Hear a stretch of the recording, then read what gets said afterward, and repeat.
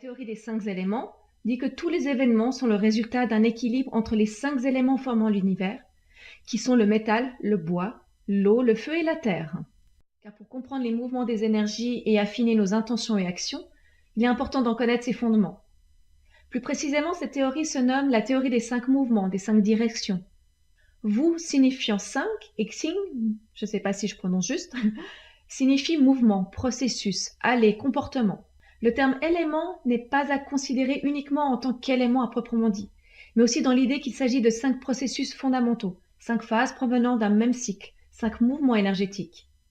Comme vous pouvez le voir sur ce tableau, chaque élément a sa correspondance au niveau des organes, des sens, des émotions.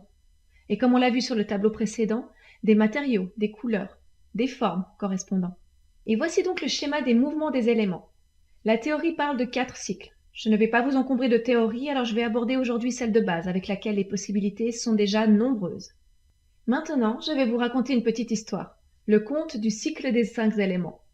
Car derrière ces éléments, il y a une belle histoire, et ce n'est pas tout de savoir quelles sont leurs correspondances. Encore faut-il connaître le fonctionnement des cycles de ces fameux éléments. Ça facilite d'ailleurs leur compréhension et l'intégration de cette théorie dans le Feng Shui et dans d'autres pratiques. Le cycle que je vais vous présenter tourne dans le sens d'une aiguille d'une montre.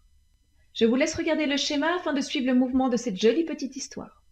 Il était une fois le métal, celui-ci pouvant être fondu par une forte température, il devint liquide comme de l'eau. L'eau arrosa et fit pousser les arbres, représentant donc le bois. Le bois, une fois allumé, produisit du feu. Le feu brûla les végétaux, il devint de la cendre, une sorte de terre. La terre contenant des minéraux fut une source de métal. Le métal pouvant être fondu par une forte température, il devint liquide comme de l'eau, etc., etc., et le cycle recommence.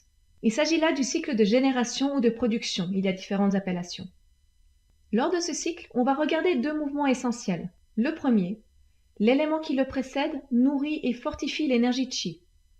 Et le deuxième aspect est l'élément qui le suit, assèche et calme l'énergie Qi.